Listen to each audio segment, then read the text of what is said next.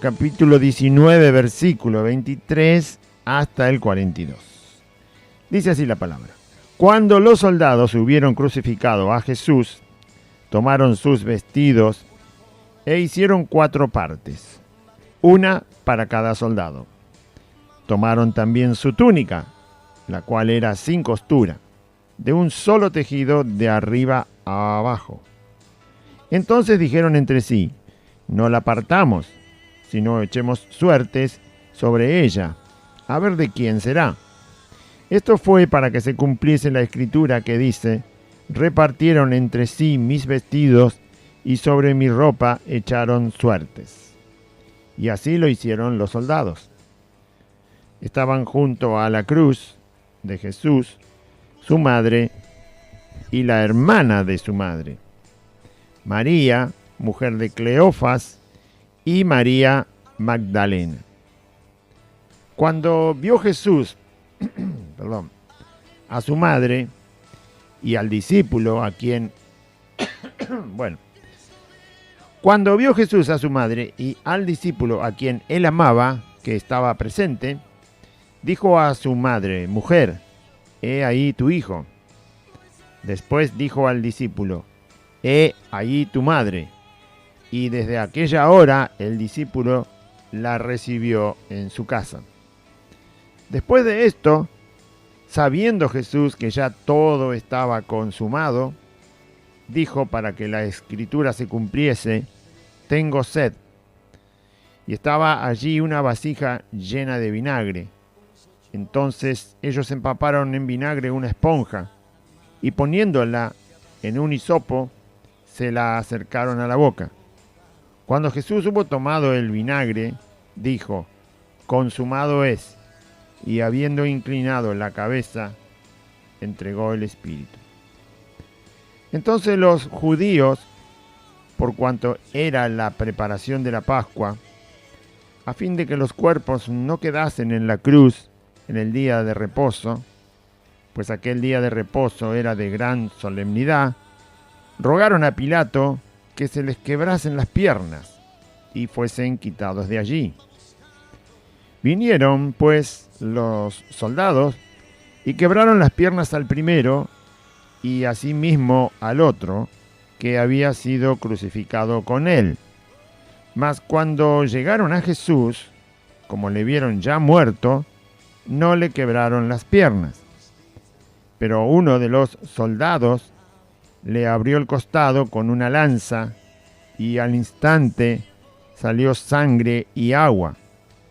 Y el que lo vio da testimonio y su testimonio es verdadero y él sabe que dice verdad para que vosotros creáis. Porque estas cosas sucedieron para que se cumpliese la escritura, no será quebrado hueso suyo. Y también otra escritura dice, mirarán al que traspasaron. Después de todo esto, José de Arimatea, que era discípulo de Jesús, pero secretamente por miedo de los judíos, rogó a Pilato que le permitiese llevarse el cuerpo de Jesús, y Pilato se lo concedió. Entonces vino y se llevó el cuerpo de Jesús. También Nicodemo, el que antes había visitado a Jesús de noche, vino trayendo un compuesto de mirra y de aloes, como 100 libras. Tomaron pues el cuerpo de Jesús y lo envolvieron en lienzos con especias aromáticas, según es costumbre sepultar entre los judíos. Y en el lugar donde había sido crucificado había un huerto, y en el huerto un sepulcro nuevo, en el cual aún no había sido puesto ninguno. Allí pues, por causa de la preparación de la Pascua de los judíos, y porque aquel sepulcro estaba cerca, pusieron a Jesús. Muy bien. Esa es la la segunda parte, si usted quiere, del capítulo 19 del Evangelio según San Juan, donde estamos leyendo ya a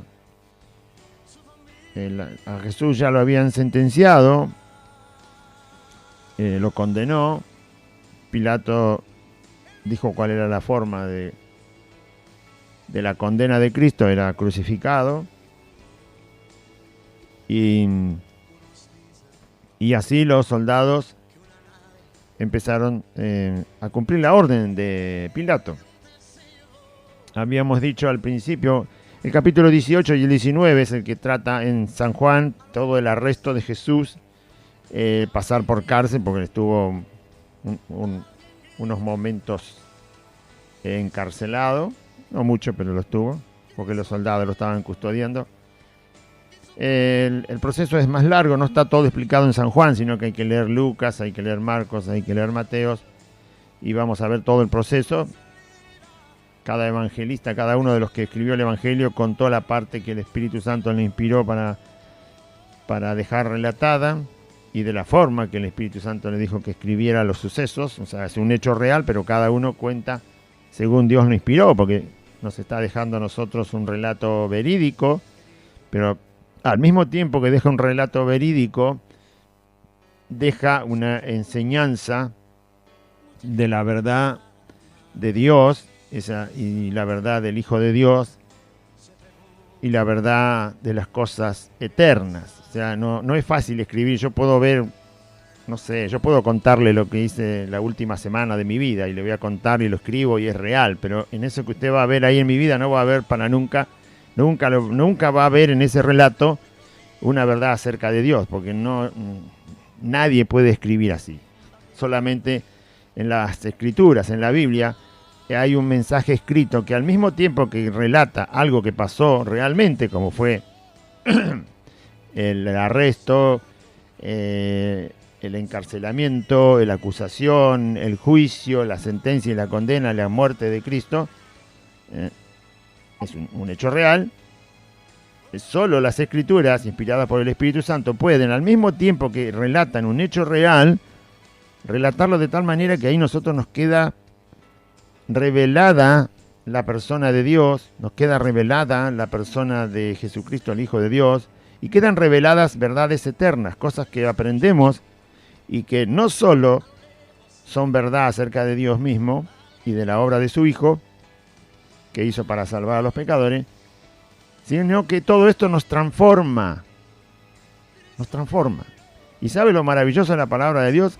Que cuando Dios tiene que transformar en mi vida, que me llamo Claudio, algo, y tiene que algo, no sé, lo que sea, y esa misma cosa que tiene que transformar en mi vida, la tiene que transformar en otro hermano o hermana en Cristo, Dios usa la misma palabra. O sea, la misma palabra de Dios, la misma verdad de Dios que se escucha, transforma en mi vida un problema o quita un defecto y también lo quita en otra persona. Eso es lo poderoso, lo maravilloso que tiene, ¿no? Bien.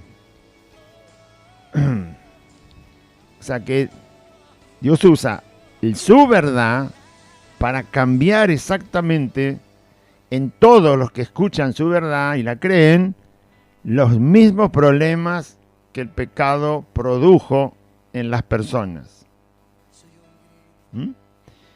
Muy bien. En cambio, con las palabras de los hombres no es exactamente lo mismo. Usted tenga, por ejemplo, la idea de un gran político que forma su propio partido político y por supuesto él escribe los fundamentos, tiene que escribir los fundamentos de su idea política porque está formando un partido político, y entonces escribe los libros que fundamentan, y él mismo funda un partido político.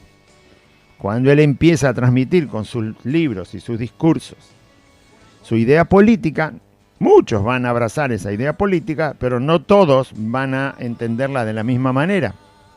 Pasa el tiempo, pasan los años, y la idea política se va desmembrando, se va perdiendo, lo que aquel iniciador quiso decir con su idea política, porque cada uno que la escucha la interpreta a su manera, la entiende a su manera y solo afecta a la vida de esa persona de una manera que al otro no le afecta. Por eso tienen tantos problemas los partidos políticos, que son del mismo partido, no se ponen de acuerdo, ¿no? Porque solo la palabra de Dios va a provocar los mismos cambios siempre. Siempre va a provocar los mismos cambios en todos aquellos que escuchen la palabra de Dios y crean en Jesucristo, el Hijo de Dios. Provoca los mismos cambios, la misma transformación. Por eso la Biblia dice que el propósito de Dios es llevar a todos sus hijos a la imagen de Jesús. Hay un solo modelo, es Jesucristo. Y a ese modelo Dios nos quiere llevar con su palabra. Pero no, eso no pasa con ninguna otra escritura que hagan los hombres. Ahí tiene un ejemplo, la Constitución Nacional. Es una sola. Los que la escribieron con un sentir de que se respetara para que todo se pudiera hacer de acuerdo al respeto sobre esa ley, que es la Constitución. Y hoy en día leen la Constitución 50 abogados, 40 jueces, 100 políticos, leen el mismo texto de la Constitución y todos dicen cosas diferentes. Dicen, no, esto es para que se pueda hacer esto. No, el otro dice, no, esto es para que no se pueda hacer esto. Y el otro dice, no, esto es para que se pueda hacer esto y no se pueda hacer lo otro y aquello se puede hacer. Y están leyendo el mismo renglón y todos dicen cosas distintas. Porque no hay poder en ese tipo de escritura. Esto pasa en todos los países del mundo, ¿eh? No hay poder en la escritura de un humano para que permanezca fiel, para que permanezca con el mismo poder que aquel que la escribió y provoque exactamente siempre lo mismo, aunque pasen miles de años. Solo pasa con la Biblia. Solo pasa con la Biblia. Entonces, yo sé que tuercen la Biblia y le hacen decir cualquier cosa, pero aquel que tuerce la Biblia y le hace decir cualquier cosa en la Biblia, no solo él no está creyendo y por lo tanto en él nunca va a pasar lo que la Biblia dice, ni tampoco va a pasar en aquel que le cree a alguien que tuerce la Biblia. Yo estoy hablando de decir exactamente lo que el mensaje de la Biblia dice, respetando al Señor por sobre todas las cosas, respetando su palabra y dejándose guiar por el Espíritu Santo, el poder del Espíritu Santo, que fue el que inspiró la Biblia. Entonces, dando el mensaje así, como Dios manda, como Dios enseña, entonces el resultado que se obtiene es el resultado que la misma palabra dice ya de antemano. Y cualquiera que le escuche, acá en la otra punta de la Argentina y en la otra punta del mundo, va a provocar lo mismo, porque es la palabra de Dios. Bueno, fíjese que usted, por ejemplo, si es padre de familia y tuvo, no sé, 5, 6, 7 hijos, a todos los cría igual, ¿o no? A todos les dice lo mismo. A todos sus hijos les enseña lo mismo. Cuando se sienta a la mesa le enseña cómo comer y a todos les enseñó igual. Cuando les enseña a hacer alguna forma de comportarse, a todos se les enseña igual, me imagino. Y sin embargo, no todos lo entienden igual. Todos sus hijos la entienden de manera diferente. Le salió uno más obediente, otro un poco más rebelde, otro directamente contrario, otro que hace lo que quiere, otro que no le importa nada. Y sin embargo, a todos le dijo lo mismo. ¿O no? A todos le dijo lo mismo. Yo tengo una sola hermana, 2 años mayores que yo. Y mi mamá, cuando éramos niños, nos decían después de comer, bueno, andá y lavate los dientes. Yo no lo quiero ni ver al cepillo de dientes. No lo quería ni ver. Ahora, mi hermana iba y se lavaba los dientes. Yo la veía que iba, se lavaba los dientes. Después se iba a dormir, o se daba una ducha, si tenía que ducharse, o se duchaba antes. Pero cuando terminaba de comer, mi mamá nos mandaba a lavar los dientes. Lavate los dientes. Y después te vas a dormir, si no, no. Y yo las veces que podía esquivarme de lavar los dientes, no sé por qué no me gustaba, qué sé yo, era niño. Pero a los dos nos enseñó lo mismo. Los dos teníamos un cepillo, los dos teníamos ahí el dentífrico para lavarnos los dientes. Y mi hermana iba y se lavaba los dientes. Y siempre iba y se lavaba. Yo la veía que siempre iba. Se lavaba los dientes y se iba a dormir. Se lavaba los dientes y se iba a dormir. Se lavaba los dientes y yo me iba por cualquier lado, con tal de no llegar a donde estaba el cepillo de dientes.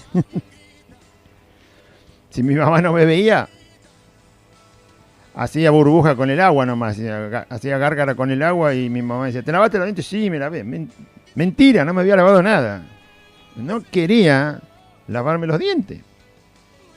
Entonces, ¿enseñó lo mismo? Sí, a los dos. ¿Les dio el mismo ejemplo? Sí. Los dos teníamos todo para hacer lo mismo, sí, pero uno lo hacía y el otro no. Bueno, la palabra de Dios no es así. La palabra de Dios tiene poder, y el que ama a Cristo, cuando la palabra de Dios la escucha, la palabra de Dios la va a tomar y va a hacer con su palabra exactamente lo mismo en todos sus hijos, en algunos más rápido, en otros más lento, depende cómo es el corazón de cada uno, y lo va a llevar a la imagen de Cristo. Por eso ahora, leyendo el relato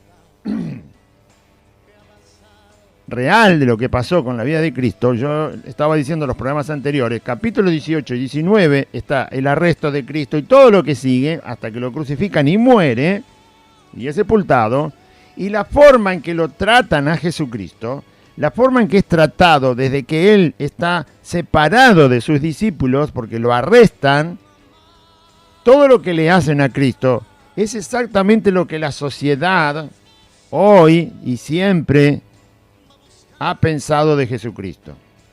Porque cuando él se despega de sus discípulos eran los que creían en él y representan a todos los creyentes de todos los tiempos hasta el día de hoy. Los verdaderos hijos de Dios están representados en este relato con los discípulos, con los 12, aunque Judas después fue y se ahorcó, era el traidor. Pero cuando Jesús es separado de los discípulos, porque lo arrestan en el huerto, entonces ya no está Jesús con los discípulos, sino que está con los soldados, con los alguaciles, con los sacerdotes, con los fariseos, con los escribas, con el sumo sacerdote. En el último programa vimos que ya lo entregaron en manos del gobierno romano, el gobierno no judío. Bueno, todas esas personas que actúan alrededor de la persona de Jesús, que representan cómo la humanidad vio a Jesús, la humanidad que no ha creído y que no cree, la humanidad que no ha creído durante 2020 años y la humanidad que no cree hoy, todo lo que le hacen a Cristo en ese arresto hasta que él muere, es exactamente como la sociedad lo ve hoy a Cristo y lo va a ver siempre. Y es la forma en que lo tratan y lo van a tratar siempre a Jesús. Cada cosa que le hacen, la sociedad lo hace igual. De distintas maneras, pero lo hace igual.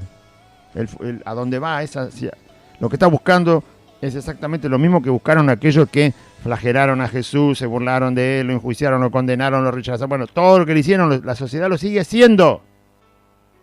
Y nosotros no tenemos que caer ahí.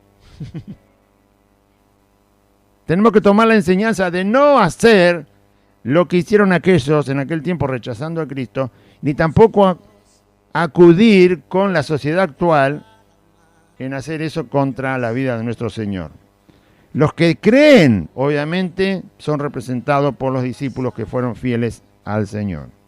Y los que lo rechazan están representados con toda esta gente que le hace cosas a Jesucristo. Vamos al texto. Dice, porque por algo está escrito, ¿no? ¿Para qué está escrito? ¿Solo para rellenar el Evangelio? Se estaba aburrido San Juan y dijo, a ver, voy a contar algo que me acuerdo, a ver... No se escribió así la Biblia. Está escrita porque tiene que transformarnos, nos tiene que cambiar Dios con su palabra. Tomando el relato del día de la muerte de Cristo.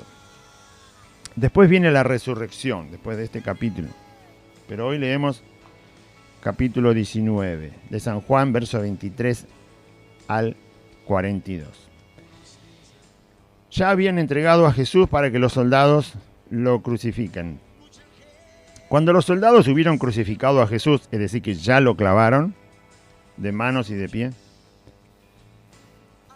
tomaron sus vestidos, los dejaron prácticamente desnudo o semidesnudo, no tenía ropa, quizás solo cubrían su parte íntima, lo necesario posible, justamente porque la crucifixión era una forma muy cruel de quitarle la vida a un reo, y por lo tanto lo avergonzaban lo más que podían, y lo más que se les ocurría lo hacían, no había piedad para un crucificado.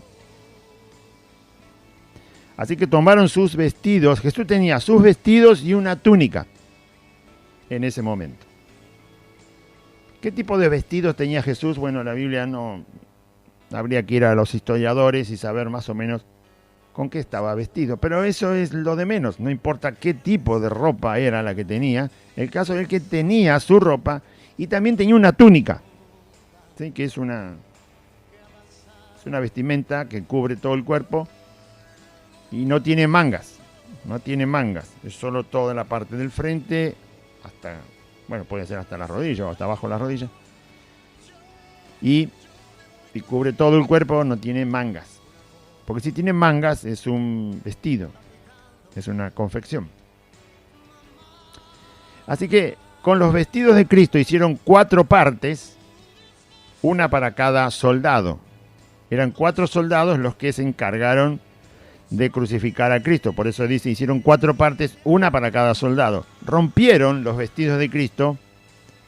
No sabemos, por eso digo, no sabemos qué tipo de vestido era, pero fuera el que fuere, hicieron 4 partes con lo que era un vestido. Quizás lo fueron partiendo por donde va la costura. Vio que cualquiera que rompe un vestido viejo o una ropa vieja, lo más fácil es cortarlo por donde está la costura, porque es más débil el tejido.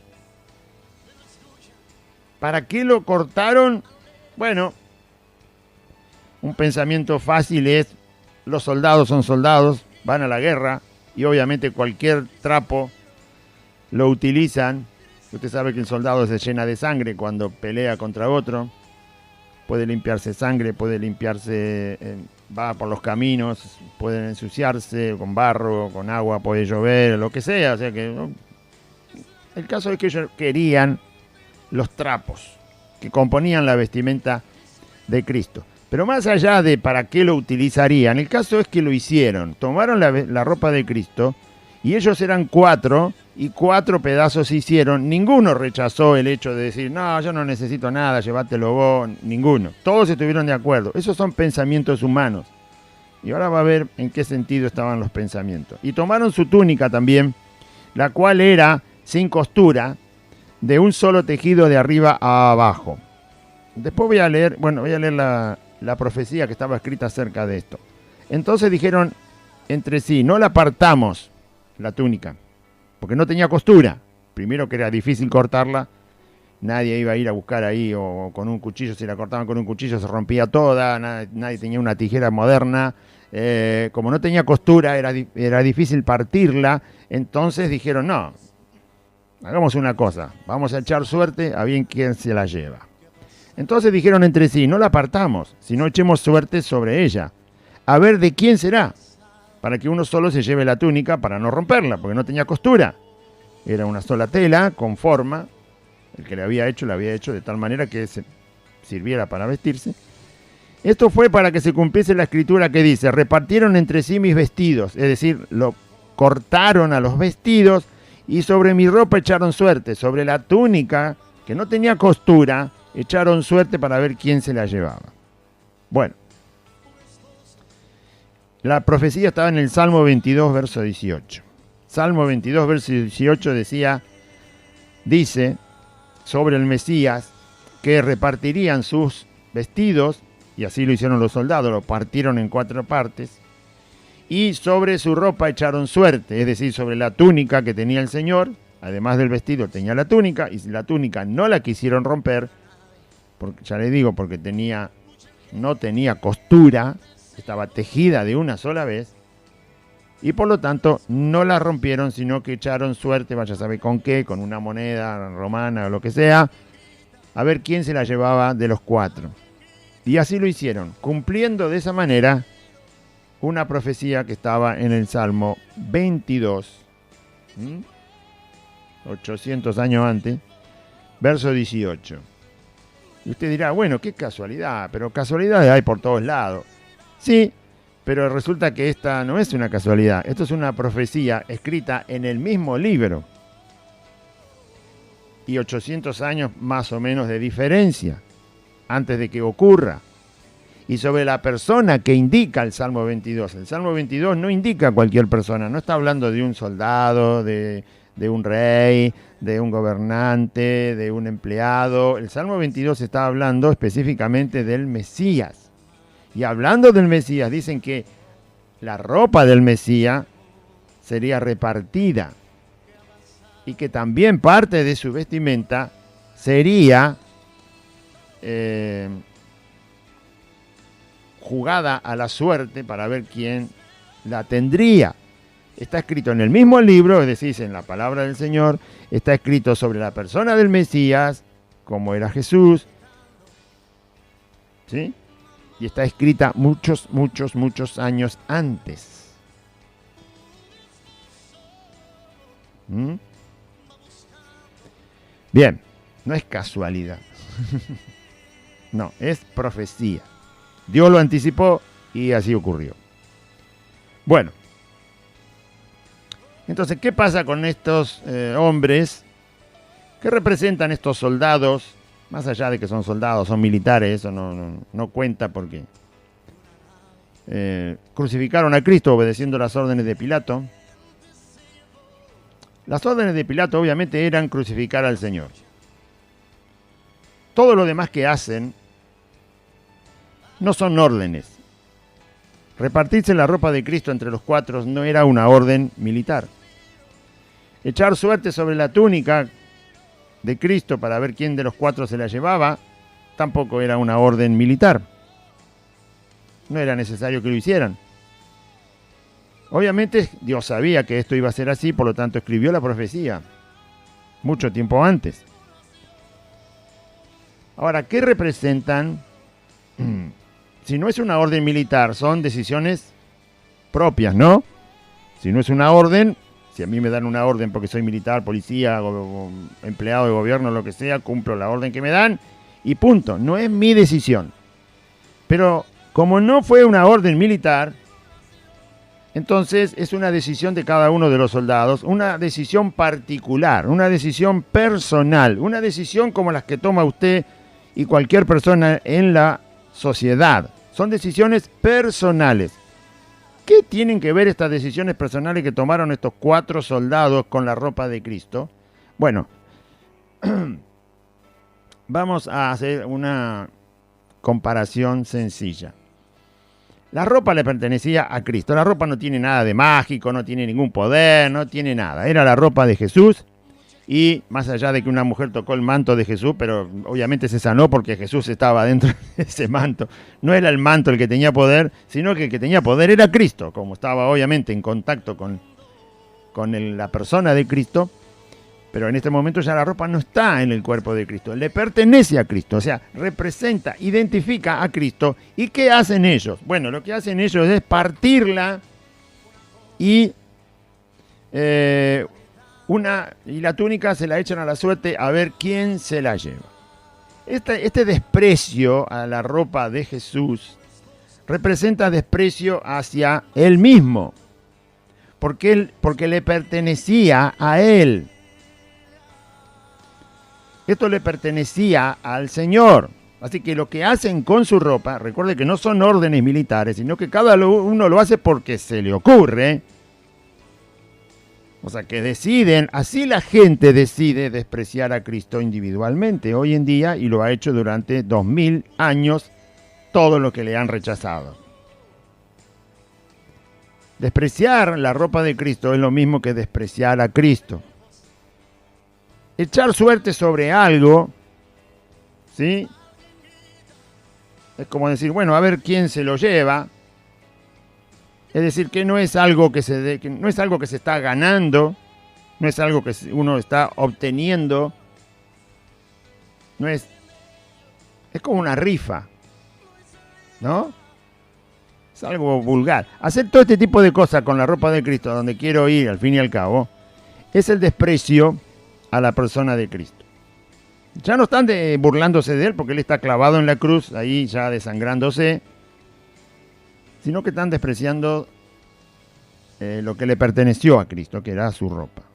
Bueno, ahora vamos a traerlo a la vida de hoy. Yo le dije que todo lo que hacen con Cristo en estos pasos donde lo enjuician, lo acusan, lo enjuician, lo condenan, lo crucifican y muere, es lo mismo que hace la gente durante todo este tiempo desde que Cristo se fue al cielo hasta el día de hoy. ¿Cómo hace la sociedad para burlarse de Cristo si Cristo no está? ¿Cómo hace para burlarse? Bueno, este es el ejemplo. Cristo está en la cruz y los soldados están abajo y se burlan de Cristo, burlándose de su ropa, menospreciando su vestido, porque lo rompieron para hacer trapo. ¿Para qué rompe usted en vestido? Me quiere decir. ¿Qué puede sacar de ahí? Trapo, ¿qué va a sacar? Rompa usted una remera o una camisa de hilo. ¿Qué va a sacar de ahí? Trapo. ¿Para qué son los trapos? Para limpiar suciedad, para envolver alguna cosa común. ¿Sí? Bueno, todo eso es un desprecio. Ahora, ¿cómo desprecia a la gente si Cristo está en el cielo ahora? Bueno, le voy a dar un ejemplo. Usted sabe que la cruz donde mataron a Jesús quedó como un símbolo, ¿sí? Usted puede dibujar una cruz, que es como la letra T mayúscula, pero donde el trazo central o el palo central de la letra T sobrepasa, o sea, el palo vertical es más alto que el horizontal, ¿no? Sabe lo que es una cruz, sabe dibujar una cruz. No la letra X, la letra T, donde pasa más para arriba el trazo. Bueno, eso es una cruz. Y se usa como símbolo. Cualquiera sabe lo que significa, desde la época que crucificaron a Cristo hasta el día de hoy, cualquiera sabe lo que significa ese símbolo, dibujar una cruz. Muy bien. ¿A quién representa la cruz? Desde que Cristo murió hasta este día, ¿a quién representa la cruz? ¿A quién hace recordar? ¿Qué quieren decir con la cruz? Es lo mismo que pasa con la bandera argentina, nos representa a los argentinos y a este territorio. Bueno, la cruz representa a Jesucristo, porque todo el mundo sabe que lo mataron en una cruz de esa forma, con esa forma. Bueno, ¿cómo se ha usado el símbolo de la cruz? ¿Cómo se usa ese símbolo? Hay sectas, todo lo que sea anticristo utiliza esa cruz dada vuelta, la ponen al revés. Donde usted vea una cruz al revés, la persona que escribió eso es anticristo. Está en contra de Jesucristo, en contra de sus enseñanzas, en contra de la verdad de la persona de Cristo, de lo que Él es, lo que Él representa, lo que vino a ser, es decir, el rechazo a Cristo directamente abierto. Porque la cruz, de alguna manera, no es que le pertenece a Cristo, sino que Cristo la hizo inmortal a la cruz. Todo el mundo sabe lo que una cruz significa. Le ha dado tanta potencia a ese lugar donde lo mataron, a este instrumento, Jesucristo, ¿sí? Que obviamente es imposible de despegarlo de la persona de Él. Cualquiera entiende que una cruz es referencia a Jesucristo. Cualquiera lo sabe. Ya sea una crucecita que se cuelgan al cuello, una crucecita dibujada, una cruz hecha en una plaza como un símbolo, una cruz en una montaña allá arriba que la hacen los hombres, como lo que sea, donde sea que haya una cruz se sabe que aquel que la hizo está diciendo algo acerca de Cristo. Bueno, no siempre se usa. Los cristianos prácticamente no necesitamos usar ninguna cruz, no necesitamos usar ese símbolo. Nosotros necesitamos saber lo que Jesús hizo en esa cruz cuando estuvo clavado, nada más que eso. No necesitamos usarlo, no dibujamos cruz, no es para nosotros nada útil en nuestra vida cristiana una cruz. Pero el mundo sabe que eso le perteneció a Cristo, fue donde murió. Lo mismo que una persona que muere porque se estrella un avión. Entonces guardan los restos y dicen, en ese avión murió fulano de tal. O el Titanic, aquel gran barco que sepultó a casi 2.000 personas hundiéndose y lo querían sacar a flote. ¿Se acuerdan que lo querían sacar? Bueno, no pudieron porque está muy, muy abajo, difícil de sacarlo del lugar. pesa mucho.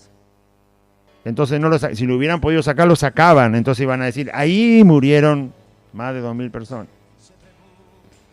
Las Torres Gemelas, no las dejaron porque ocupaban, era un montón de escombros, obviamente no iban a dejar los escombros ahí. Pero ¿qué hicieron? Sacaron todos los escombros e hicieron un monumento. Por no poder dejar los escombros, entonces hicieron un monumento y dice ahí el cartel, están los nombres de todos los que murieron, dicen los que van a Nueva York, dicen que ahí está una placa con los nombres de todos los que murieron cuando cayeron las Torres Gemelas, y entonces dice, acá murieron todas estas personas. La cruz recuerda a todo el mundo que ahí murió Jesús, y obviamente es algo que le pertenece por una relación directa. La ropa también le pertenecía. ¿Qué hicieron con la ropa? Se burlaron. Y con la cruz hacen lo mismo. La cruz se dibuja al revés y dicen, nosotros no queremos saber nada con Cristo ni con cualquier cosa que Cristo vaya a enseñar. La cruz la usan hoy en día cuando están pidiendo el aborto, cuando usted vea que vuelvan a la calle, y si tiene las grabaciones y la encuentra en internet del año pasado y del otro año, cuando se iba a querer votar la ley, fíjese que toda la gente que lleva carteles, pancartas, banderas pintadas a favor del aborto, en algún momento va a ver que ellos dibujan una cruz y dicen cualquier cosa al lado de la cruz. Saben que Cristo está a favor de la vida y obviamente rechazan a Cristo para defender el aborto. Y la usan y se burlan. O sea, esto que hicieron los soldados, la sociedad lo sigue haciendo. La sociedad lo sigue haciendo. ¿Usted vio en alguna escuela pública una cruz? No digo las escuelas privadas, porque las escuelas privadas pueden ser católicas y obviamente van a poner ahí una cruz. ¿Vio alguna cruz usted cuando iba a la escuela pública con el guardapolvo blanco? ¿Vio alguna cruz? Yo en el aula no veía ninguna cruz. En los libros que me hacían comprar para leer, yo no veía ninguna cruz. En el pizarrón no había ninguna cruz. Los bancos no tenían cruz. El mástil donde izábamos la bandera no tenía cruz. La puerta de la escuela no tenía ninguna cruz. Ya sé que puede haber, quizás la Virgen de Luján estaría ahí, pero no estoy hablando de eso es idolatría. Estoy hablando de cruz como símbolo, como representación, como recordatorio de una persona santa, pura, que fue Jesucristo. No la hay. Vaya a la universidad a ver si hay alguna cruz. Si la universidad es católica, sí que va a encontrar cruz. Pero si la universidad es pública, usted no va a encontrar cruz.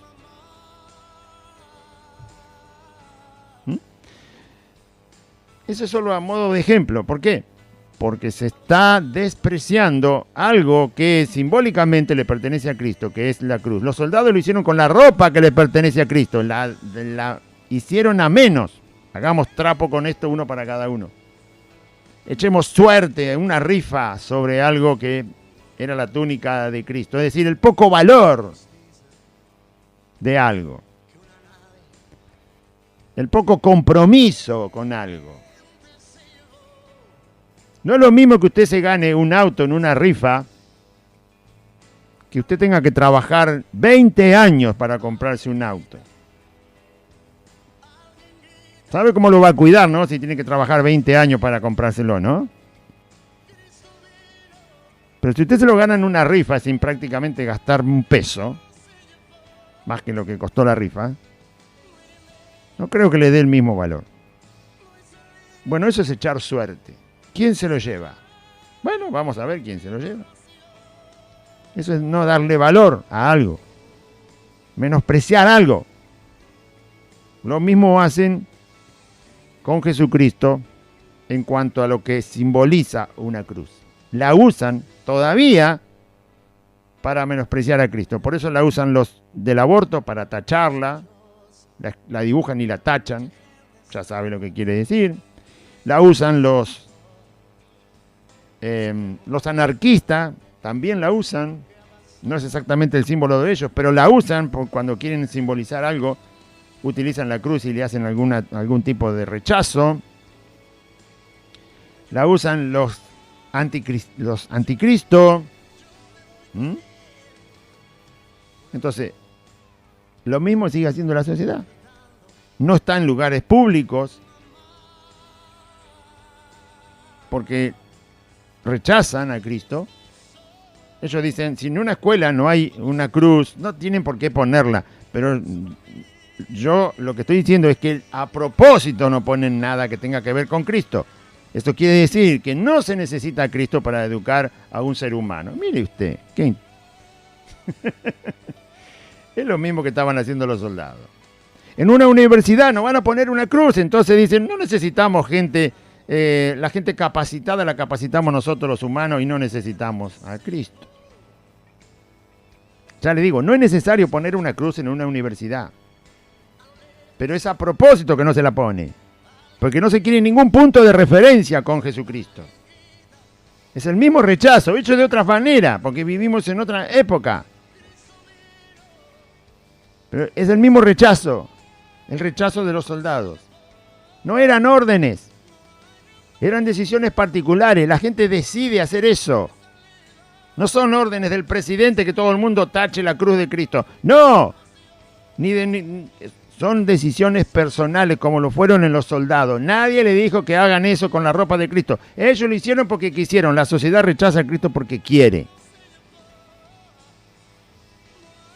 Porque quiere. Son decisiones personales de cada individuo y que luego que las toma quiere afectar a otro para que haga lo mismo y el otro termina siendo afectado y hace lo mismo.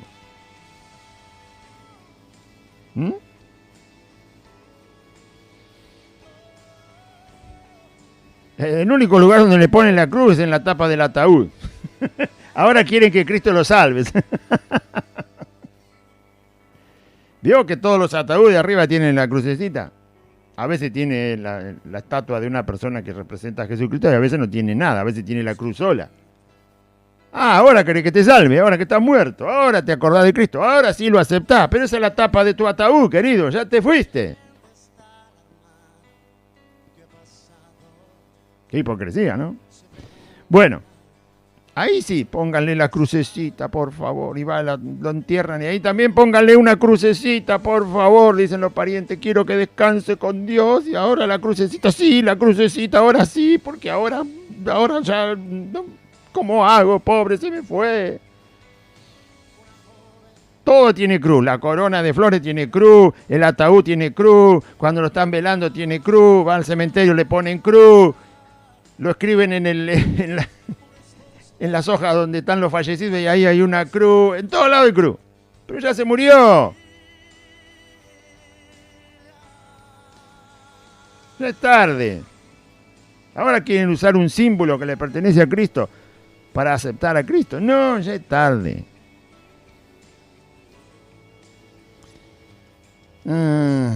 ¿Entienden lo que digo, no? Y si no, bueno, le espero que venga a la reunión, así se lo explico un poco mejor.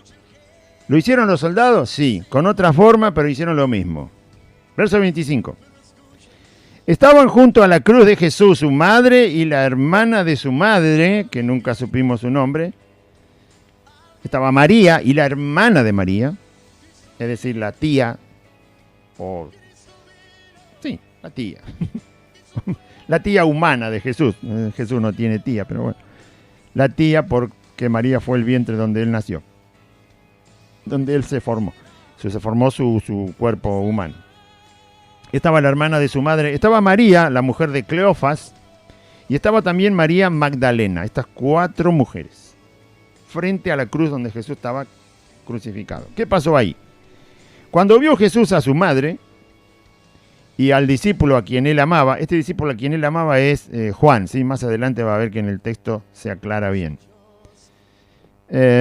Cuando vio Jesús a su madre y al discípulo a quien él amaba, que estaba presente, pues parece que es el único Juan que se acerca tanto en estos momentos de la crucifixión de Cristo. No se ve a otro discípulo, no está Pedro, no está Tomás, no está ninguno, pero Juan se acerca. Y cuando vio que estaba ahí presente, entonces le dijo Jesús a su madre, mujer, he ahí tu hijo. Después dijo al discípulo, a Juan que estaba ahí, he ahí tu madre. Y desde aquella hora el discípulo la recibió en su casa. Jesús encomienda la vida de María en las manos de Juan, el discípulo amado como se lo conoce. Era uno de los más jóvenes de los discípulos. Era uno que siempre estaba ahí recostado en el pecho de Jesús cuando Jesús hablaba, estaba siempre cerca.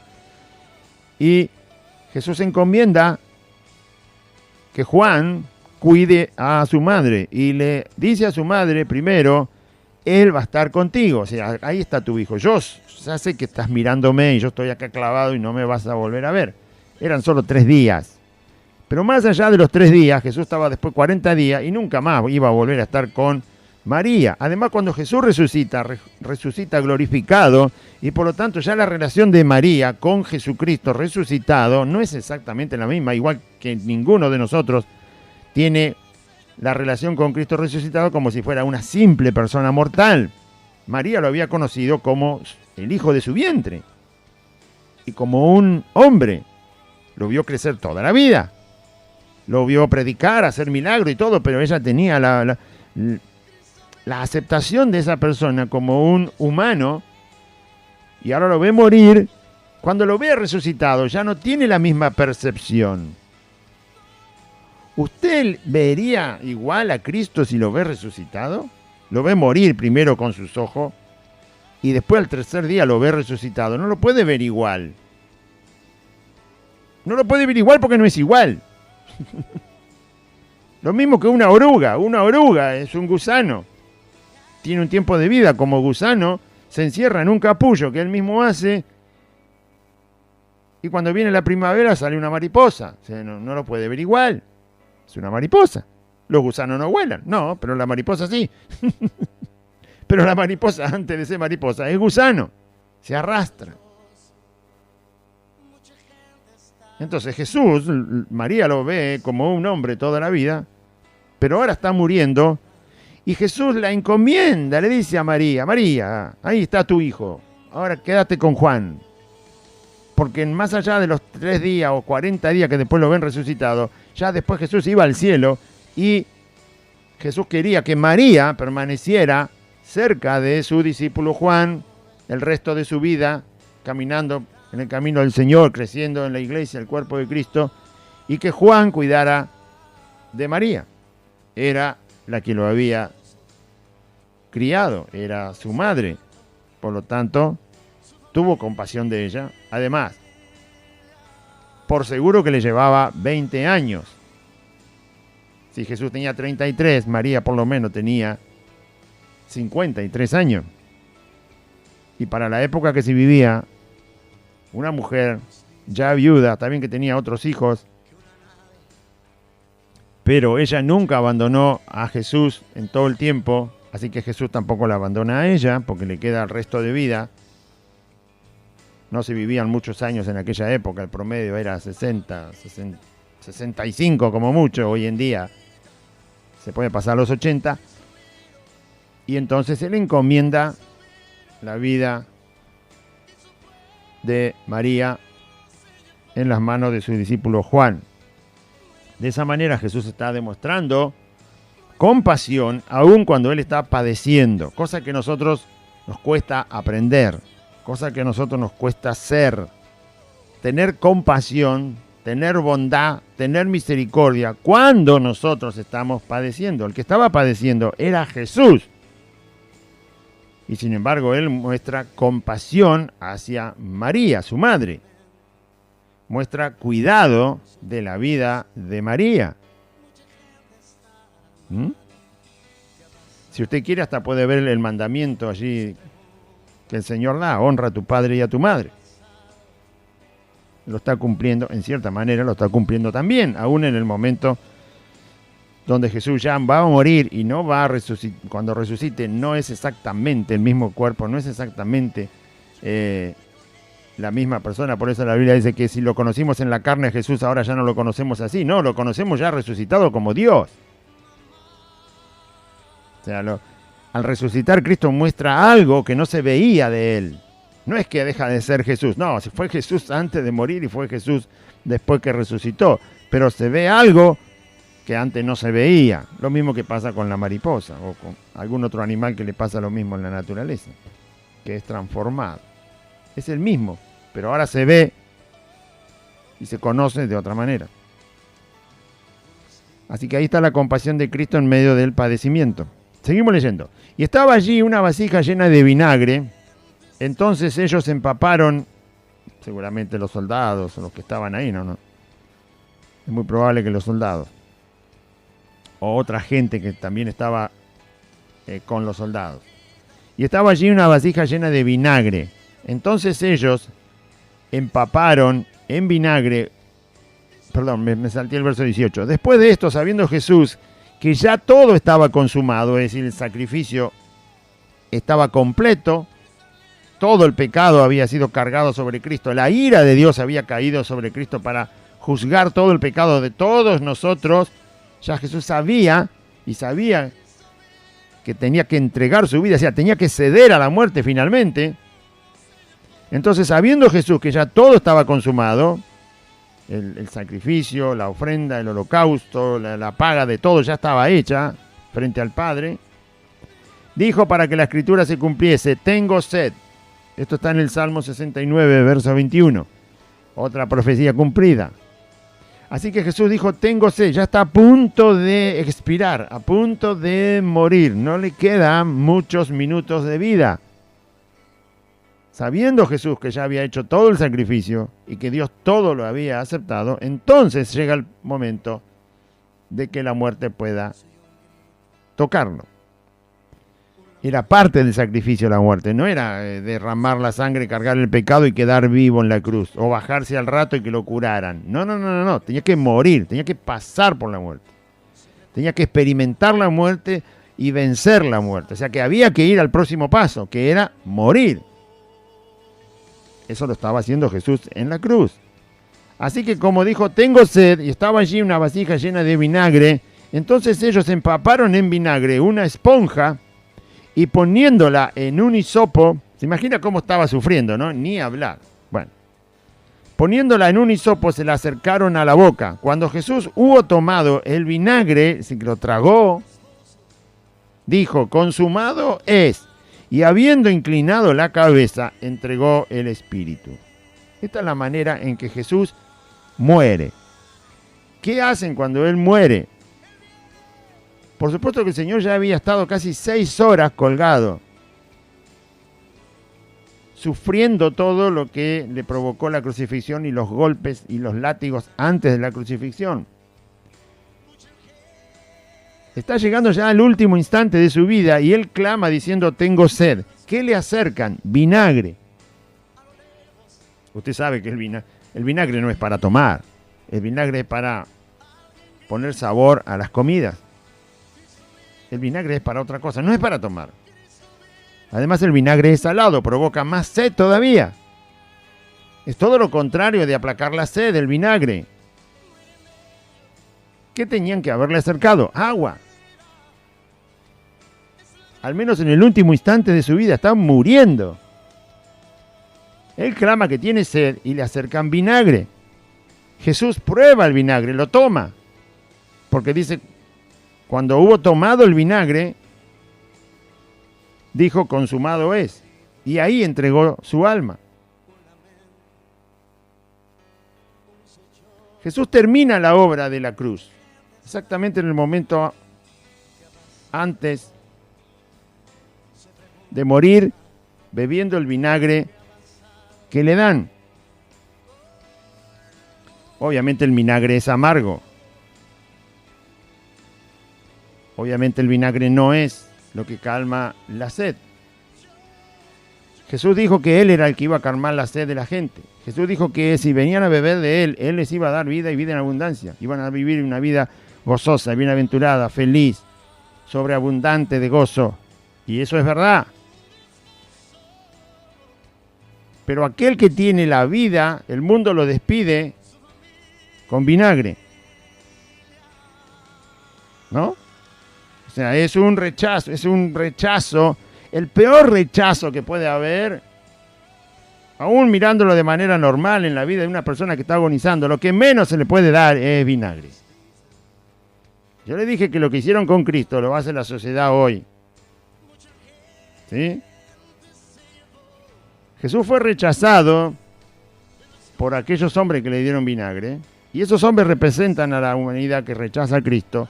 Y representan a la gente que hoy en día sigue rechazando a Cristo. Para ellos Cristo es lo más amargo que hay en este mundo. Para los hijos de Dios es lo más dulce. Para los hijos de Dios Jesús es el que calma la sed. Sin embargo, para los que rechazan a Cristo, Jesús es la persona más amarga, lo que menos se debe probar. Lo que menos se debe escuchar es Jesucristo.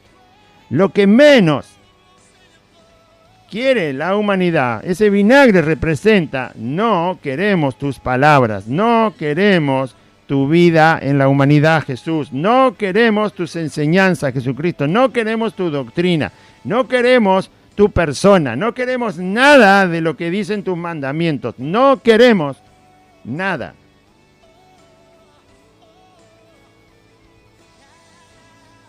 Porque la actitud que tuvieron fue, no le des lo que quiere, no lo tomes en cuenta. ¿Qué quiere? Agua, no se la des, dale vinagre. ¿Quién te quiere? ¿Quién quiere que te recompongas? ¿Quién te quiere vivo en la sociedad? ¿Quién quiere escucharte, Jesucristo? Es un rechazo que la sociedad todavía lo sigue haciendo.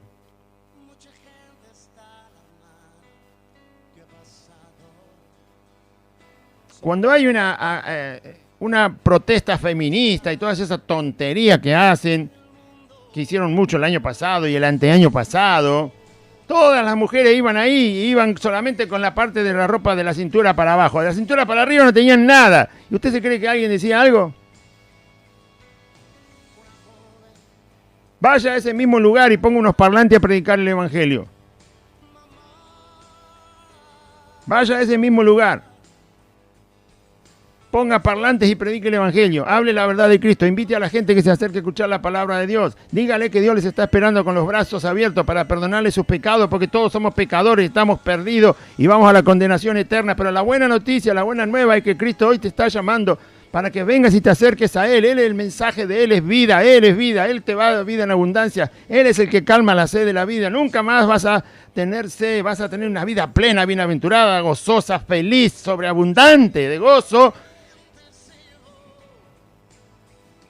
En media hora está la policía y lo está sacando de ahí. Pero van todas estas feministas, pecho al aire, nadie dice nada. Contentos los policías. Los varones y las mujeres, policías, todos contentos. Y las que están semidesnudas están todas contentas. Y así son las marchas del aborto, y así son las marchas de esto, y así son las marchas del otro, y así son las marchas de aquello. No le es molesto al mundo, no le es amargo al mundo todo eso. Pero Jesús, ¿con qué representaron a Cristo? Con vinagre. Vos te vas del mundo, querido, y te vas a ir como lo peor, lo más amargo, le dijeron a la sociedad. Vos sos lo más amargo. ¿Cómo le dicen a alguien cuando arruina una fiesta? Qué amargo. Así le dicen, ¿no? Vos no tendrías que haber venido a la fiesta. Qué amargo. Amargaste toda la fiesta. Amargo. Vos amargaste la humanidad, Cristo. ¿Qué viniste a hacer acá? Ojalá no hubieras venido. Esa es la sociedad, grita así hoy. La sociedad muestra eso. Lo mismo que mostraron estos sinvergüenzas que le alcanzaron vinagre cuando él pidió agua. Están mostrando muchas cosas. Nadie quiere que reviva el cristianismo. Nadie, porque Jesús estaba, si le daban agua, se recomponía un poco. Pero justamente él dijo, ya me voy, cuando terminó de probar el vinagre. Porque si le hubieran dado agua, al menos podía respirar 2 minutos más. No, le dieron vinagre para acelerar su muerte, para acelerar. Igual Jesús moría en el instante que tenía que morir. Pero fíjese que él bebe el vinagre y luego dice, consumado es. Estoy dando solo una explicación. Si le dan agua, Jesús se recompone aunque sea 1 minuto. Porque es agua, porque le está quitando la sed, porque ya Jesús casi no podía respirar. Por estar colgado, por estar desangrándose, por el dolor, por todo. Pero el agua, ¿qué se le da a alguien cuando está así? Se le da un poco de agua. Recomponete, reavivate, respira tranquilo. refresca tu interior. Al darle vinagre es el rechazo completo. La sociedad lo sigue haciendo. Lo que menos queremos, Jesús, que revivas hoy en el 2020. Terminá de morirte de una vez, voy tu cristianismo. Terminá de morirte, voy tu Biblia. Esos son los gritos de la sociedad. Terminá de morirte de una vez por todas, voy los que creen en vos. Son lo más amargo que pisó esta humanidad. Así lo ven. Así lo ven. Y está representado en la actitud que tuvieron con Cristo. Ya se lo dije, lo que le hicieron a Cristo es lo mismo que hace la sociedad hoy en día.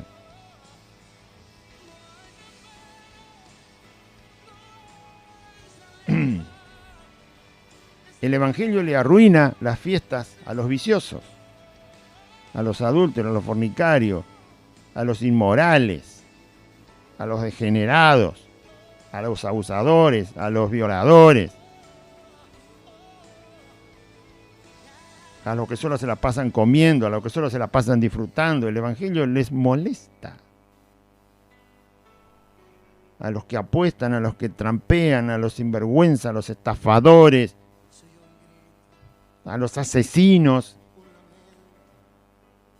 a los que deshonran a los padres, a los que abandonan a los hijos, a todo ese tipo de personas que tienen todas esas actitudes y otras que la Biblia enseña, Jesús les arruina su fiesta. Jesús es amargo para ellos. Para nosotros es el lirio de los valles. Para nosotros es dulce el Señor. Para nosotros es agua que sacia por completo la vida. Para nosotros es salud. Para nosotros es vida aún después de la muerte. Para nosotros es eternidad. Para nosotros es felicidad. Para nosotros es gozo. Para nosotros es la fortaleza permanente. Para nosotros es sabiduría. Para nosotros es justicia. Para nosotros es verdad. Para nosotros es Dios. Y para nosotros los cristianos es la persona que tanto estamos anhelando ver cara a cara. ¿No? Para la sociedad es amargo, despreciable, arruinador.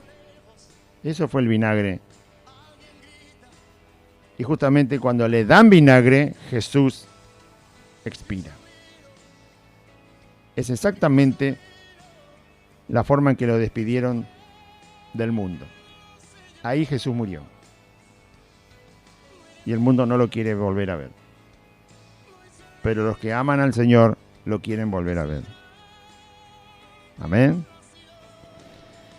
Entonces los judíos, por cuanto era la preparación de la Pascua, ya está muerto Jesús en la cruz, clavado en la cruz, pero ya muerto, fallecido. Entonces los judíos, por cuanto era la preparación de la Pascua, a fin de que los cuerpos no quedasen en la cruz en el día de reposo, ya iba a empezar, caía el sol y empezaba ya el día de reposo, había que sacar los cuerpos de ahí rápidamente, porque encima seguía una fiesta muy solemne, y no se podía tener esos cuerpos ahí a la vista de Jerusalén, afuera de la pared de Jerusalén, se imagina, ¿no?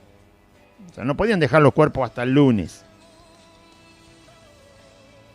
Los judíos dijeron, saquemos estos cuerpos de acá, si tenemos una fiesta que viene. ¡Ay, qué amables que son los muchachos! Asesinan y después se preocupan por una fiesta. Bueno, ¿qué va a hacer? Saquen esos cuerpos de ahí, no solo el de Jesús, sino el de los ladrones también, que estaban crucificados ahí. Entonces, para que no quedaran los cuerpos en la cruz en el día de reposo, rogaron a Pilato que se le quebraran las piernas y que fuesen quitados de ahí. ¿Por qué le quebraban las piernas? Porque la crucifixión era una muerte muy lenta. Ya llevaban 6 horas y todavía no habían... El único que había fallecido era Jesús. Y no habían fallecido los otros 2. Era una muerte lenta, llevaba horas. Era a propósito para que sufriera el reo y para que la gente que viera eso entendiera que si hacía algo muy malo iba a parar en una cruz y iba a sufrir mucho antes de morir. Entonces, si le quebraban las piernas, la persona ya no podía sostenerse. porque un clavo lo tenía atravesando los pies. A pesar del dolor, la persona se apoyaba, porque el clavo obviamente estaba fijo sobre sus pies, y levantaba el pecho y podía respirar un poco mejor. Entonces la muerte se prolongaba, se estiraba el momento de morir. Si le quebraban las piernas, obviamente, por supuesto la persona ya no podía hacer fuerza sobre las piernas, porque tiene los huesos quebrados. Por lo tanto, le quebraban las piernas y definitivamente la persona se caía, todo el resto de su cuerpo se cae porque las piernas no lo pueden sostener y no puede respirar.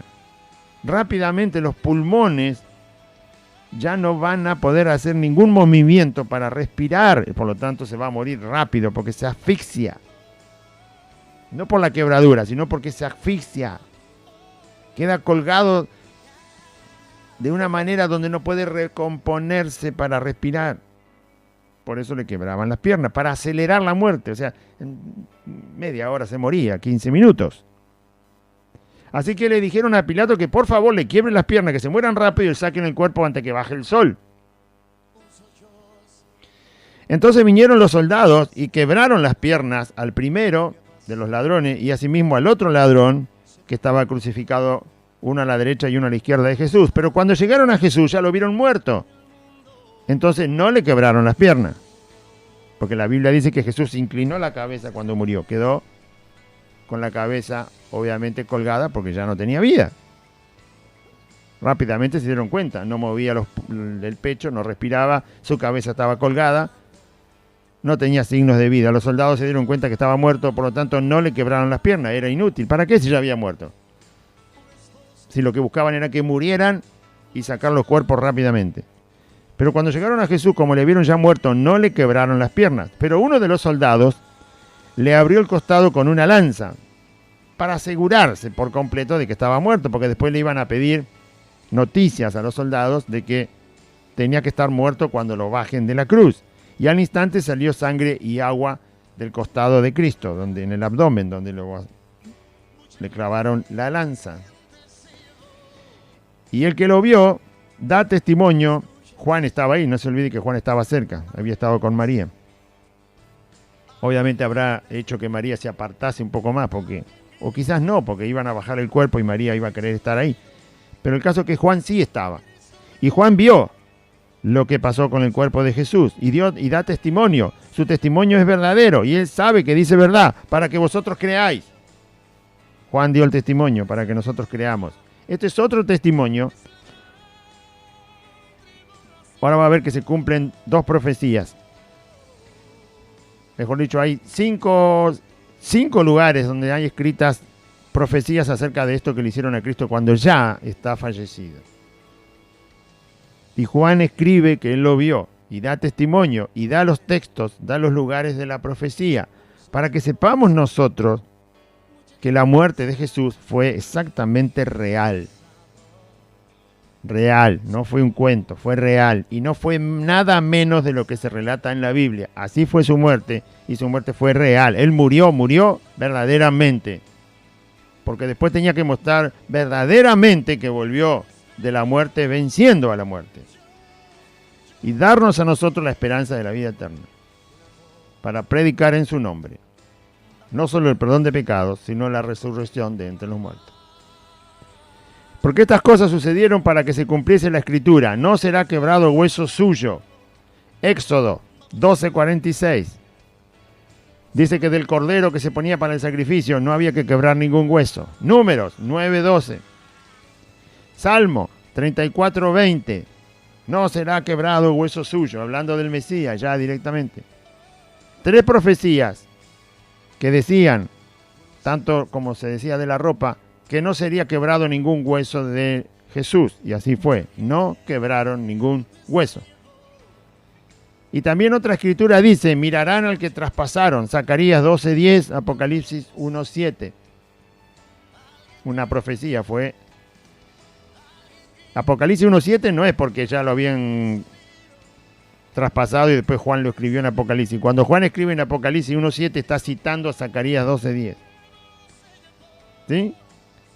Zacarías 700 años antes, 600 años antes, profetizó que al Mesías, ¿sí?, se lo vería como aquel que fue traspasado, es decir, la lanza que atravesó el abdomen de Cristo. Y le quedó como señal, él se la mostró a Tomás, ¿se acuerda? Como cicatriz o como señal, traspasado, abierto. Profecía que se vuelven a cumplir en el momento que Jesús ya estaba fallecido. Verso 38, seguimos adelante. Esta es la preparación ya para sepultar el cuerpo del Señor. Después de todo esto, José de Arimatea, que era discípulo de Jesús, pero secretamente por miedo de los judíos, le rogó a Pilato que le permitiese llevarse el cuerpo de Jesús para que no se lo llevaran los soldados y lo enterraran por ahí a la apurada como un reo cualquiera. Entonces, como él era discípulo y era temeroso de Dios, pidió el cuerpo, se iba a encargar él. Arimatea era una persona de una buena posición económica, estaba entre la gente del templo y de la religión judía en una posición alta, y era una persona honorable, no estaba de acuerdo con lo que habían hecho con Cristo. Nicodemo tampoco, que era fariseo y lo ayuda. Entonces él principalmente José de Arimatea, fue a pedir el cuerpo. Pilato se lo entrega, se lo concedió, y entonces vino y se llevó el cuerpo de Jesús, seguramente con algunos, era un hombre de dinero, tendría gente, empleados, que le ayudaron a hacer este trabajo de tomar el cuerpo del Señor. Y también Nicodemo, dice, el que antes había visitado a Jesús de noche, vino. Él llegó trayendo un compuesto de mirra y de aloes, hierbas aromáticas muy fuertes, de mucho aroma. Era la costumbre entre los judíos envolver el cuerpo con tela, a un estilo de momia, y entre las telas y el cuerpo, y entre tela y tela, poner todas estas especies aromáticas para retardar no la descomposición del cuerpo, sino retardar el olor del cuerpo, ¿sí? Que se pudiera visitar el lugar donde estaba el cuerpo y que el olor no sea tan fuerte, porque al mezclarse con hierbas tan aromáticas, o sea, de buen aroma, pero fuertes también, entonces es mitigado el olor de la descomposición del cuerpo. De esta manera se podía ir a hacer el duelo más tiempo, porque si no el cuerpo ya después despide tanto olor que nadie se va a querer acercar. Entonces era una costumbre de ese tipo. Es más, las mujeres cuando van a la tumba, como solo eran 2 días de 24 horas y prácticamente eran 2 días de 24 horas y un poco más, sabían que todavía podían agregarle especias aromáticas al cuerpo porque la descomposición no iba a ser tanto, y entonces iban a estirar más todavía el tiempo de poder visitar la tumba y hacer el duelo. Las mujeres van con especias también el día domingo a la mañana. Era por esa costumbre. Entonces, tomaron pues el cuerpo de Jesús y lo envolvieron en lienzos con especias aromáticas, según es costumbre sepultar entre los judíos. Y el lugar donde había sido crucificado, en el lugar donde Jesús había sido crucificado, había un huerto.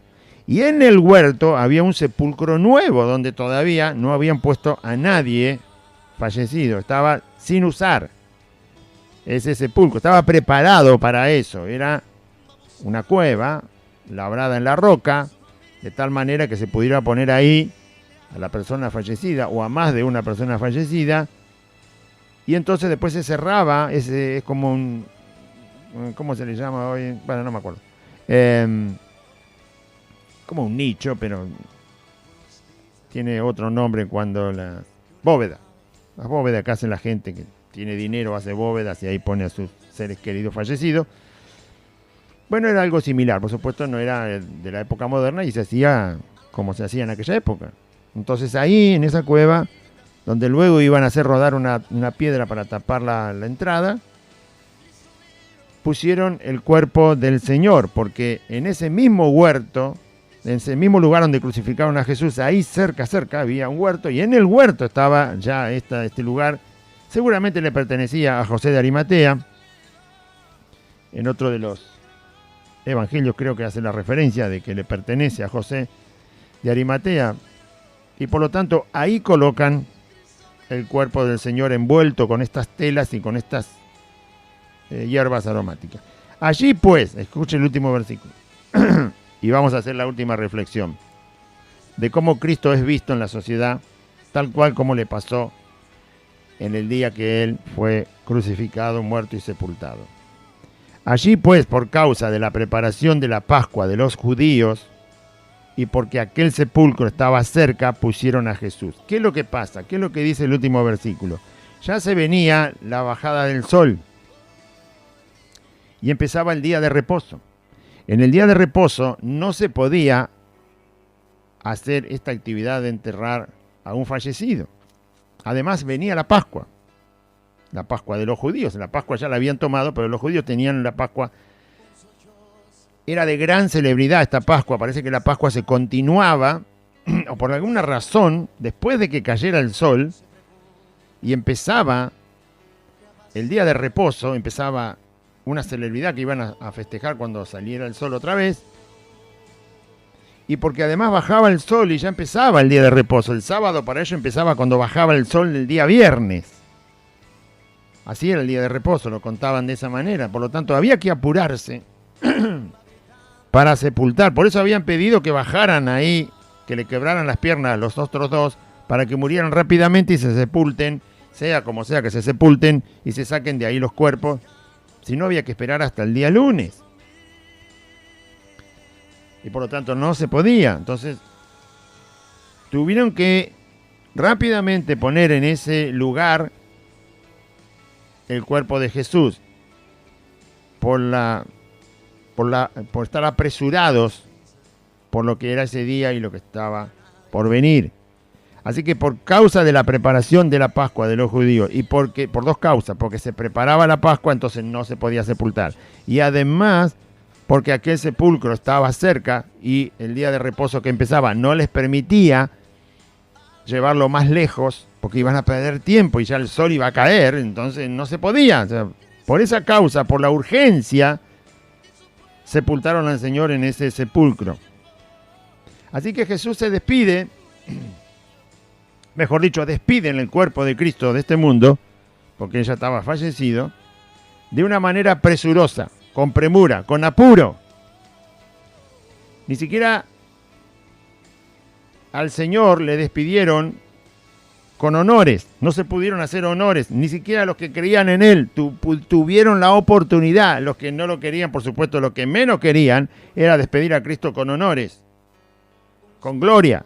Está bien, ya lo habían matado, pero los que creían en Él no se les dio la oportunidad, no tuvieron el tiempo, no tuvieron la ocasión, tuvo que ser rápido, con apuro.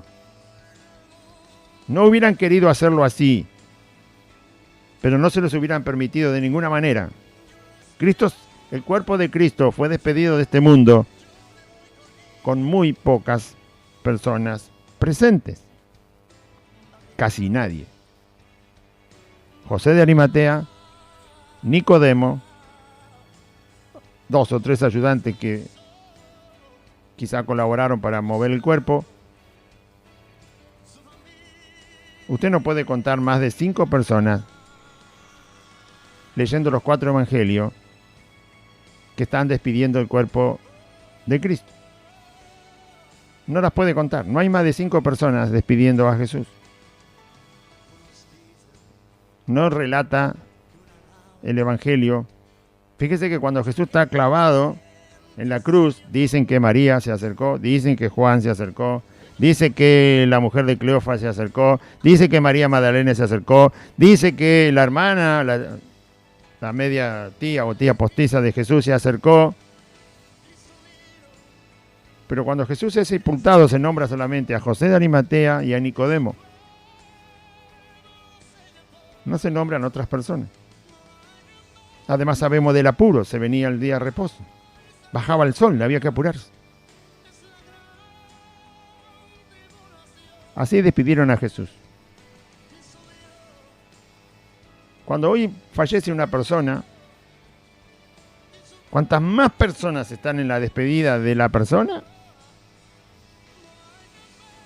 más noble se la ve, más distinguida se ve a la persona que falleció. Recuerde cuando falleció el presidente Perón, que fue presidente de la Argentina, colas y colas de personas para ir a despedir. Cuando murió Evita, que a veces pasan los documentales, cuando fallece Eva Perón, colas y a ella la embalsamaron, así que podían, no era necesario que fuera rápido, porque al estar embalsamado el cuerpo no se descompone. La embalsamaron y después la gente pudo despedir el cuerpo. Miles y miles, colas y colas y colas de personas. ¿Cuántas personas despidieron a Cristo? No creo que más de 5. Y a las apuradas. Esto le tocó experimentar al Señor. Los que lo amaban quisieran haber podido hacer diferente la despedida de Cristo, pero no se los permitió. El día de reposo, que se apresuraba rápidamente por la bajada del sol, y tampoco se los permitía la fiesta que empezaba. No había manera, aunque hubieran querido. Y los que lo rechazaron y los que le odian, obviamente lo que menos querían eran una despedida gloriosa para el Señor. Así que así fue el Señor en su humillación, en su muerte, en su sepultura, en su crucifixión, en su agonía. Así la gente lo rechaza y así la gente lo ve. A Jesús se lo ve ni siquiera digno cuando es sepultado. Ya le digo, no por los que lo amaban y creían, porque no tuvieran oportunidad, no tenían manera. Pero la sociedad lo rechazó, aún en su despedida. Aún en su despedida, la sociedad lo rechazó. De alguna manera la sociedad dice, menos mal que se fue Jesús. La sociedad que rechaza a Cristo es, menos mal que Cristo no está, pero tienen un problema, Él está igual. Porque el Espíritu Santo vino en su lugar. Y sus hijos están, que son los que estamos todo el tiempo abriendo la boca y hablando de Él. Y dándole gloria al Señor. Y diciendo quién es. Y diciendo que vendrá como juez a juzgar al mundo. Todavía lo tienen como Salvador. Es tiempo de la gracia. El problema que tiene la sociedad que rechaza a Cristo es que todavía la iglesia de Cristo, el cuerpo de Cristo, los verdaderos hijos de Dios todavía están. Pero yo quise hacer un poco de énfasis en cómo la gente actuó frente a Cristo en aquel momento y que usted se dé cuenta que la sociedad sigue actuando igual. No importa que pasaron 2020 años, la sociedad actúa igual. La sociedad actúa igual. Para la sociedad que rechaza a Cristo, Jesús no es digno de ningún honor y de ninguna gloria, así como no fue, la sociedad consideró digna la despedida del cuerpo de Cristo, como tuvo que ser. Fue de esa manera, porque a través de los siglos la gente sigue pensando igual. La gente considera una pérdida grande, por ejemplo, la pérdida de un gran famoso. Considera una pérdida grande la gente en estos tiempos y siempre la pérdida de un gran político. Considera una pérdida grande la pérdida de un científico. Considera una pérdida grande la pérdida de un cantante popular. Ni le cuento en Argentina. Y en todo el mundo, ya sabe de quién me refiero.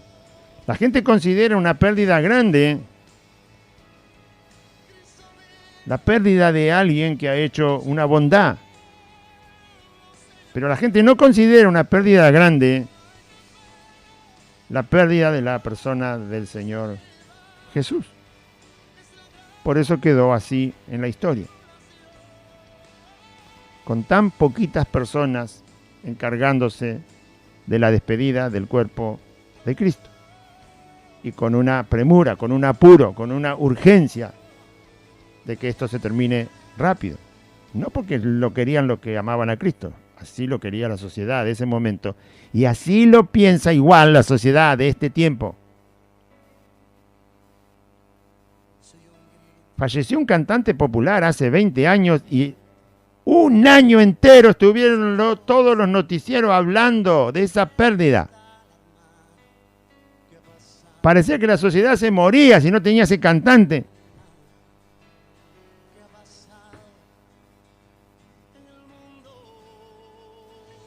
Pero la pérdida de la persona de Cristo a la sociedad no le importa, no le interesa. Porque no lo consideran hijo de Dios, porque no lo consideran Dios, porque no lo consideran el Salvador, porque no lo consideran que Él resucitó y ascendió a los cielos y está en el trono de Dios. No lo consideran así. Por lo tanto, para el mundo no fue una gran pérdida. Y para esta sociedad no fue una gran pérdida la vida de Cristo. Nosotros sabemos que Cristo murió para luego resucitar y ascender a los cielos. Nosotros sabemos de esa pérdida. Sabemos lo que esa pérdida, yendo Jesús a la muerte, provocó. Y eso es lo que siempre festejamos. La cena del Señor es el recuerdo de esa muerte y la gloria de su resurrección. Amén. Vamos a orar. Padre que estás en los cielos, te damos gracias por este día. Yo te agradezco, Señor, por tu palabra, por la poderosa verdad que hay en las Escrituras acerca de tu persona y de la persona de tu Hijo Jesús, que vive y que reina. Te ruego, Señor, por todos aquellos que puedan creer en ti en este día. Si usted está del otro lado, haga una oración conmigo, diga de esta manera: Padre Celestial, en este día escuché tu palabra y yo confieso que Jesucristo es el Señor y creo en mi corazón que Dios lo levantó de los muertos. Señor Jesús, te pido perdón por todos mis pecados. Ven a vivir a mi corazón, dame tu Espíritu Santo y anota mi nombre en el libro de la vida.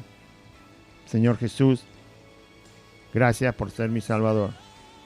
Renuncio en este día a Satanás, a los demonios, renuncio al pecado, renuncio a la muerte, renuncio a la enfermedad, renuncio al mundo.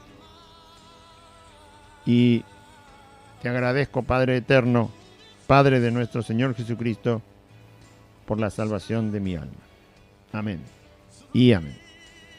Muy bien, audiencia, recuerde que estamos congregados los días martes, jueves y sábados a las 16 horas y el domingo 2 reuniones, 10 de la mañana y 4 de la tarde, 16 horas también.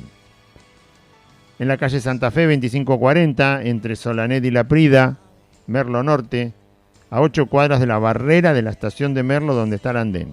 Ahí empieza la calle Solanet en la barrera. Derecho por Solanet, 8 cuadras. Cuando llega a Santa Fe, doble a la izquierda sobre la calle de asfalto.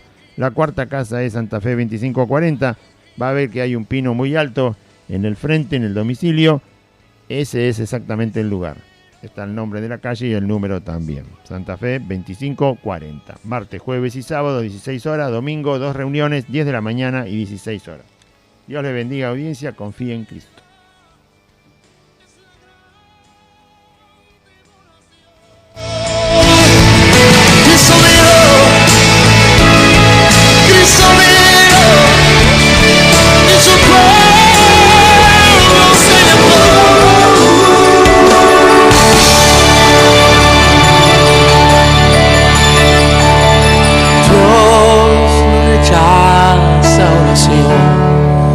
Oración es alimento.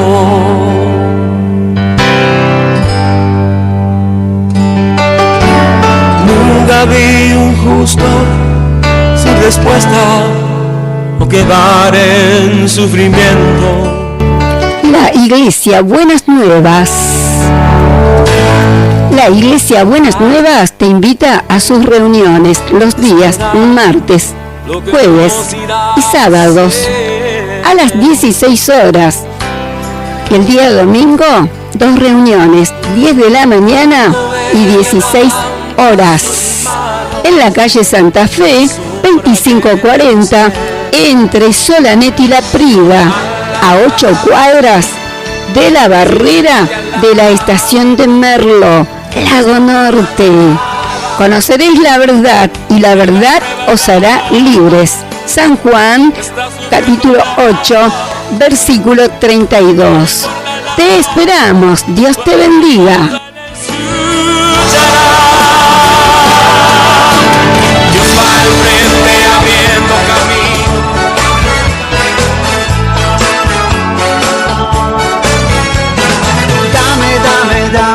Dame todo lo que tú quieras.